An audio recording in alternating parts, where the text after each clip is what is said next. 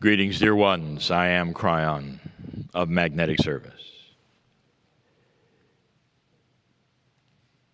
Today's channel will be controversial. I knew you would like that. And I'm going to call it One-Dimensional History. I would like to take you back in time for a moment not too long ago,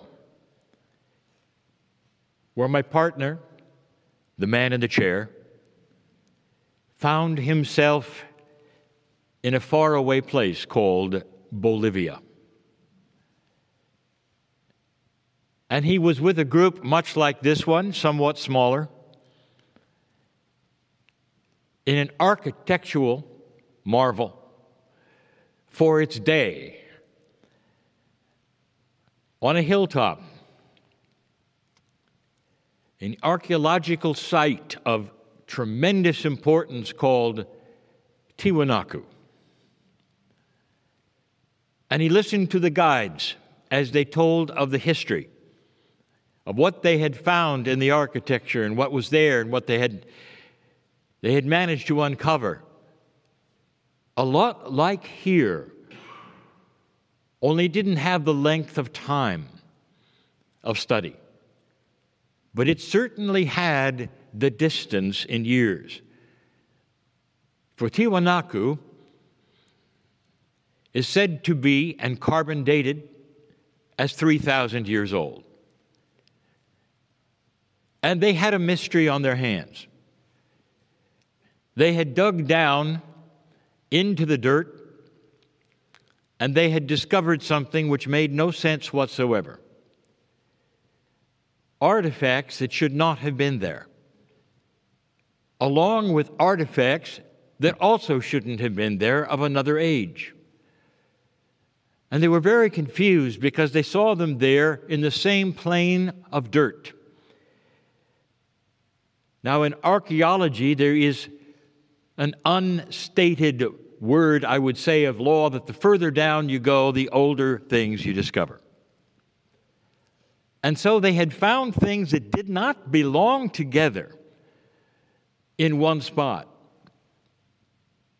And that became one of the greatest mysteries of Tiwanaku. My partner sat down to channel, and to the horror of the guides, he explained why. Because it wasn't their history, and they didn't like it. And what I said at that time, in that channel, and I say it again today, is that many historians do not give credit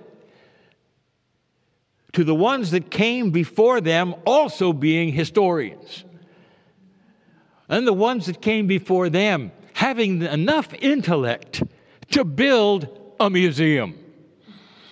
They had just discovered a museum. A museum perhaps that was 2,000 years old, that had a collection of artifacts from their ancestors and perhaps the ones before. One-dimensional history does not give credit to the ancients to be as sophisticated as you are, to have their own museums, perhaps to care about their ancestors. It's a great land here. There's many things that hide here. There are many mysteries.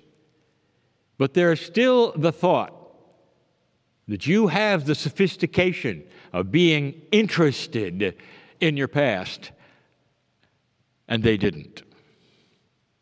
You don't look for their museums, or perhaps give them credit for having the intellect to do certain kinds of things that you do as well. It might change the way you think.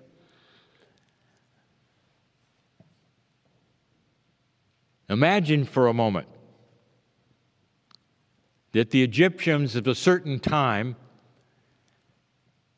will dig down in the sand and find something that was 800 years old. That's a lot of years.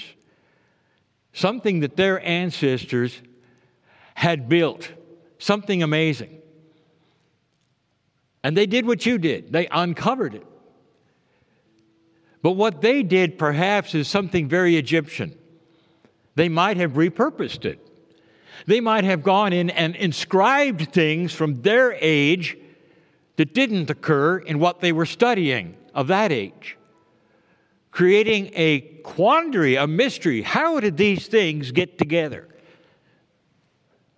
Historians today, in their studies, don't really consider that the ancient Egyptians had layers, perhaps that were built and covered and rediscovered 800, 900 years later, in a 3,000-year history of the Middle, the Old, and the New Egypt.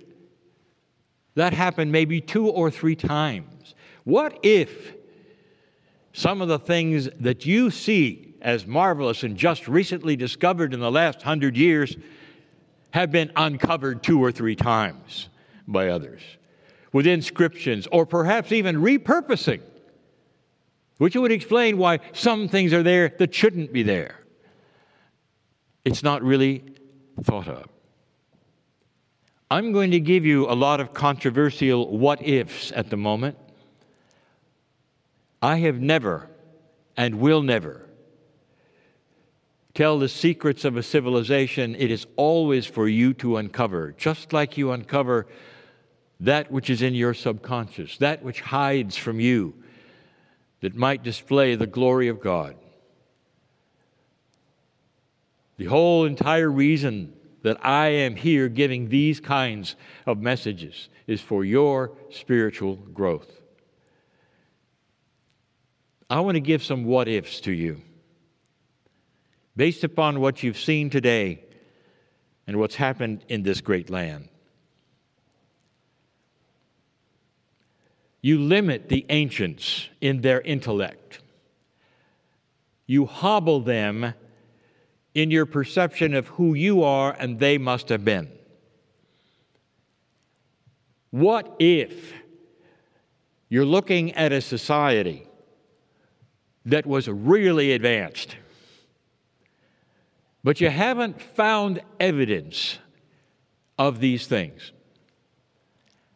and you expect you would have, or you might have seen it on the walls, written down, where everything else was written down. So let me give you a big what if. Where did the Egyptians get the plans for their temples? And what is supposed to be in their temples? Here's the answers, as would be given to you by the guides. The Egyptians got their plans from God, where God lives. And they built their temples for God to live in all of them. And they all looked the same, and they were all purposed the same.